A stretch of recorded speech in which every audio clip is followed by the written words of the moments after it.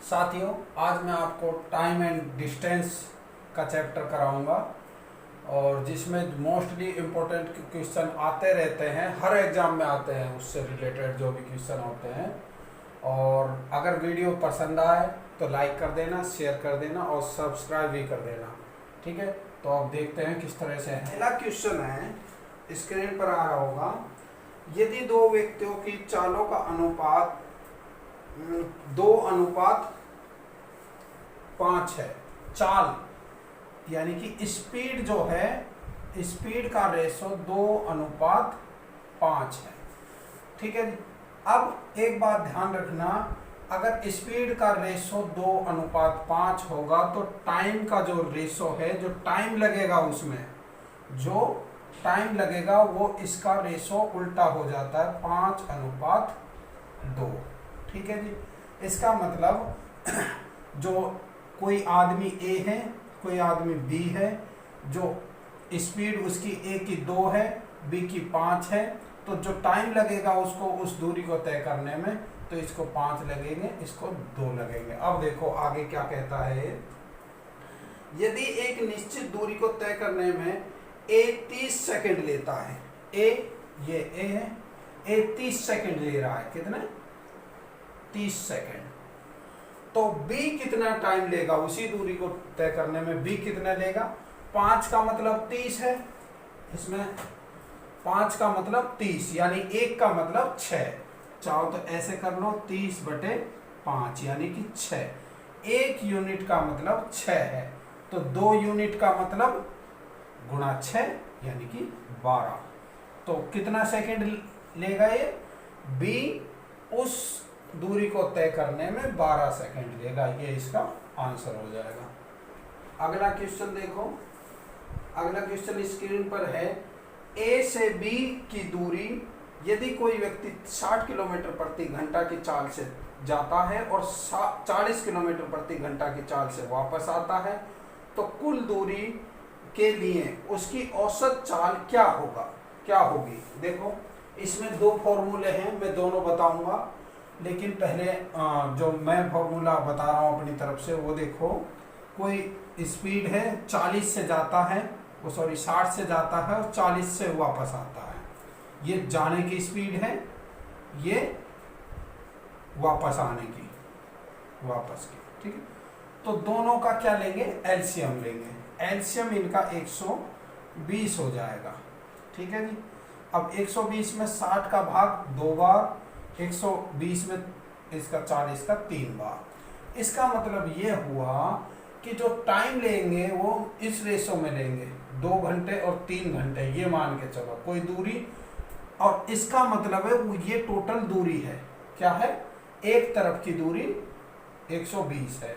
ठीक है, और जाने में 60 से जाता है तो 2 घंटे लेता है, 40 से जाता है तो 3 घंटे लेता है। इसका मतलब ये, अगर अब इसका औसत निकालना हो तो क्या करेंगे, एक बार गया वो और एक बार वापस आई, यानी दूरी डबल हो गई, उसी दूरी को जाता है और आता है, तो यानी कि 2 गुणा 120 बटे इन दोनों का टाइम क्या है, दोनों टाइम कितना ले रहे हैं, 5 घंटे बटे 5, यानी कि 5 घंटे 240 किलोमीटर चलने में ले रहे हैं, तो इसका आंसर 48 किलोमीटर प्रति घंटा औसत आ जाएगा इसका। अच्छा, दूसरा बिल्कुल सिंपल तरीके से, हालांकि मैं सारे क्वेश्चन इससे पढ़ाऊंगा, दूसरे से भी साथ के साथ बताता रहूंगा। उसमें क्या है, कुछ मत करो, सीधा 60 गुणा 40 और गुणा 2 भी लेना है साथ में, जो मैंने 2 लिया था ये। ठीक है, बटे दोनों का प्लस, 60 और 40 का, जैसे मैंने ये प्लस लिया था, सेम वही बात है, 60 प्लस 40 का प्लस। ठीक है जी, अब ये इस तरह से देखो, 2 गुणा 60 गुणा 40 बटे 100 आ गया। ठीक है जी, अब इसका काटेंगे 0 से 0, 0 से 0, यानी कि 6 चौक 24 और ये 48 किलोमीटर प्रति घंटा इसकी एवरेज आ जाएगी। ये फॉर्मूला 2 है, फॉर्मूला 2, ये फॉर्मूला 1 है। ठीक है, जो अच्छा लगे उससे आप कर सकते हो।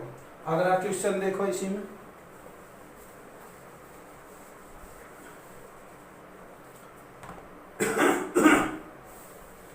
अगला क्वेश्चन है, यदि कोई व्यक्ति ए से बी 60 किलोमीटर प्रति घंटा की चाल से जाता है और 40 किलोमीटर प्रति घंटा की चाल से वापस आता है, यदि आने जाने में कुल समय, आने और जाने में कुल समय 5 घंटे लगते हैं, तो ए से बी तक की दूरी क्या है?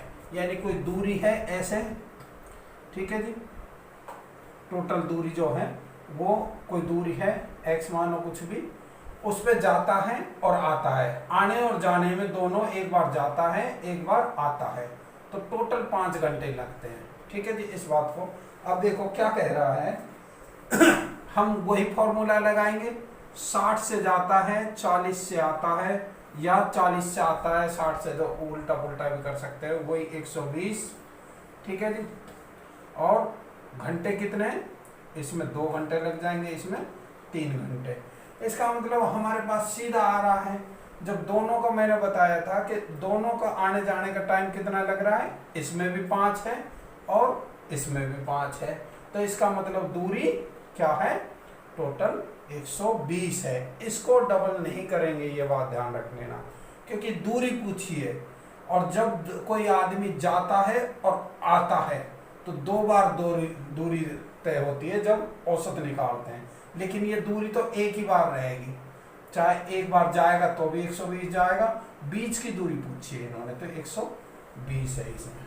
ठीक है जी, अगला क्वेश्चन इसी पे दूसरा जो है, इसको हम कैसे भी कर सकते हैं, इसको उसी हिसाब से कर सकते हैं, 60 गुणा 40, दोनों का जोड़ बटे दोनों का, दोनों का गुणा बटे दोनों का जोड़ 100, दोनों का जोड़ करके 100 काट देंगे, 24 5 घंटे में गया है तो गुणा 5 कर देंगे, 24 पंजे 120, तो दूरी कितनी है, 120 किलोमीटर दोनों के बीच की दूरी। अगला क्वेश्चन है, एक बस जयपुर से दिल्ली 75 किलोमीटर प्रति घंटा की चाल से जाती है तथा वापस उसी रास्ते से 60 किलोमीटर प्रति घंटा की चाल से आती है, यदि वह वापसी की यात्रा में 40 मिनट अधिक लेती है, तो जयपुर से दिल्ली तक की दूरी कितनी है? ठीक है, अब देखिए इसमें मैंने जो फॉर्मूला बताया था, जयपुर से दिल्ली 75 किलोमीटर प्रति घंटे से जाती है, 60 से वापस आती है। ठीक है जी, दोनों का एलसीएम 300, इसका मतलब उनके बीच की दूरी 300 मानेंगे।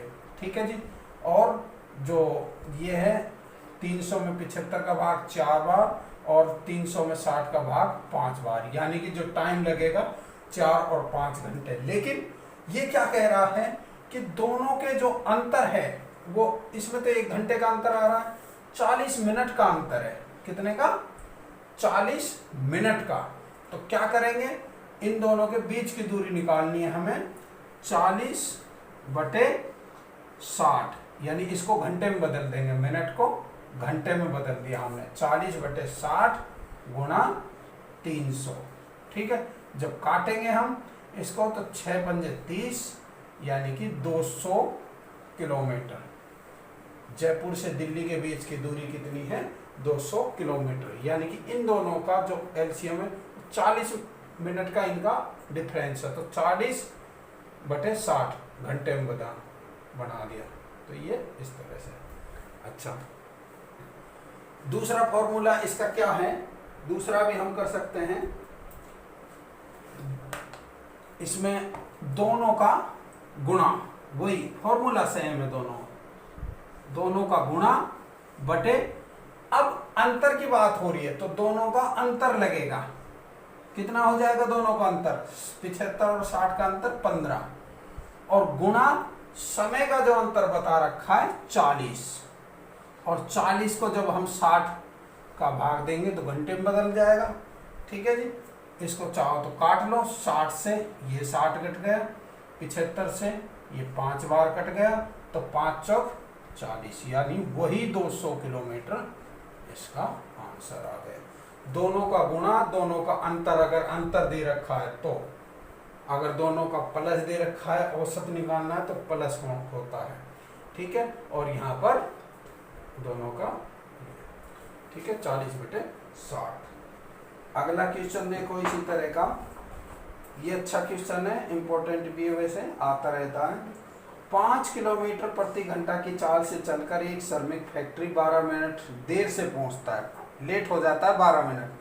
यदि वह 6 किलोमीटर प्रति घंटा से चलता तो 5 मिनट पहले पहुंचता, उसके घर से फैक्ट्री की दूरी ज्ञात करो। देखो 5 किलोमीटर से जाता है और फिर 6 से जाता है, ठीक है, दोनों का एलसीएम 30, सेम 6 और 5, यानी उल्टा हो गया एक तरह से। 5 से जाता है 5 किलोमीटर प्रति घंटा और 6 किलोमीटर प्रति घंटा, ये दूरी मानो, ठीक है, और ये टाइम मानो। लेकिन क्या कहता है कि पहले जब जाता है तो 12 मिनट लेट हो जाता है, कितना, 12 मिनट, यानी कि लेट पहुंचता है। और जब दूसरी चाल से जाता है तो 12 मिनट 3 मिनट पहले पहुंच जाता है, यानी कि पहले और बाद दोनों जुड़ जाएंगे तो 15 मिनट, यानी कि 15 मिनट वो क्या करता है, डिफरेंस आता है इनका, 15 मिनट का डिफरेंस, ठीक है। तो अब इसमें क्या करेंगे, वही 15/60, ठीक है जी, 15/60, इसको घंटे में बदल लिया हमने, 15/60, ठीक है, मिनट का घंटा बदल दिया। और दूरी कितनी है अपनी, 30 बता रखी है, तो काटेंगे, ये कट गया 2 बार, यानी कि 7.5 किलोमीटर इसकी दूरी है। अच्छा, दूसरा देखो, अब इसी में दूसरा फॉर्मूला दोनों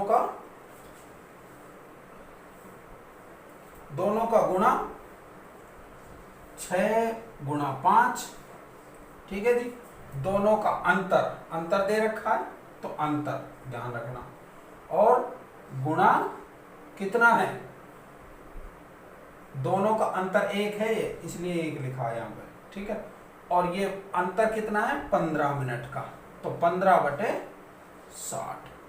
फिर से वही काम करेंगे, काट देंगे दोनों को, जब काटेंगे तो 5 30, ये पूरा 2 बार कट जाएगा, और 15/2 का मतलब 7.5 किलोमीटर, इससे भी वही बात है, ठीक है। तो दोनों तरीके से जो आपको अच्छा लगता हो कर सकते हो। अगला क्वेश्चन देखो, राम जब 10 किलोमीटर प्रति घंटे की गति से अपने स्कूल जाता है तब 10 मिनट पहले पहुंचता है, 10 मिनट पहले पहुंच रहा है आपकी बात, किंतु यदि वो 15 किलोमीटर की गति से जाता है तो वो 12 मिनट पहले पहुंचता है। उसके घर से स्कूल की दूरी बताइए। घर से स्कूल की दूरी, 10 से जाता है पहले, फिर 15 से जाता है, दोनों का एलसीएम, ये 3 बार, ये 2 बार, यानी कि ये 3 घंटे, ये 2 घंटे लेगा, ठीक है। लेकिन वो कह रहा है कि पहले जब जाता है तो 10 मिनट पहले ही पहुंच जाता है, 10 मिनट पहले ही पहुंच जाता है, और जब दोबारा जाता है इस स्पीड से तो 12 मिनट पहले 22 मिनट पहले पहुंचता है। इसका मतलब ये हुआ कि पहले, अब 22 मिनट पहले पहुंच रहा है, इसमें अब की बार घटाएंगे क्योंकि दोनों पहले है, पहले और बाद होता ना तो जुड़ जाता, अब की बार दोनों पहले है, तो पहले वाले को इसमें से घटा देंगे, यानी कि 12 मिनट, दोनों का अंतर कितना है, 12 मिनट का है, ठीक है। तो वही बात करेंगे दोबारा हम, 12/60, यानी कि 12/60 को घंटे में बदल लेंगे एक तरह से, और गुणा 30, काट देंगे 2 बार, 12/2 यानी 6 किलोमीटर। उत्तर क्या है इसका, 6 किलोमीटर। उसके स्कूल तक की दूरी कितनी है, 6 किलोमीटर। दूसरे फॉर्मूले से देखो, दूसरे फॉर्मूले में भी यही है, दोनों का क्या करेंगे, गुणा 10 गुणा 15 बटे दोनों का अंतर दे रखा है तो अंतर लिखेंगे 5, 10 और 5 का अंतर 5, गुणा जो ये अंतर है, ये समय का अंतर, बटे 60, ठीक है। तो काट लो, काटोगे तो फिर 12 पंजे 60, ठीक है।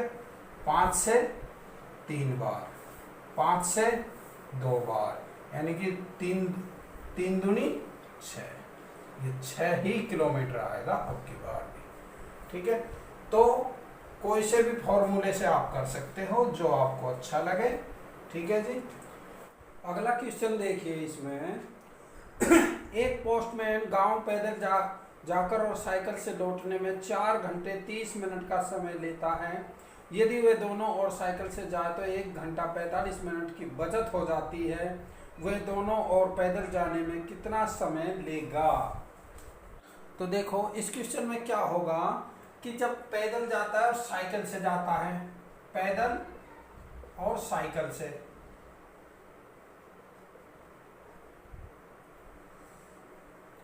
पैदल और साइकिल से, ठीक है, तो टाइम लगता है 4 घंटे 30 मिनट। और जब सिर्फ साइकिल से जाता है, सिर्फ साइकिल से, तो टाइम कितना 1 घंटा 45 मिनट उसको बचत हो जाती है। सिर्फ साइकिल से जाता है, साइकिल से जाता है और साइकिल से ही आता है, तो 1 घंटा 45 मिनट बचत हो जाती है। अब पूछ रहा है कि सिर्फ पैदल जाएगा और पैदल आएगा, दोनों तरफ पैदल पैदल, ठीक है, इधर भी पैदल, ठीक है।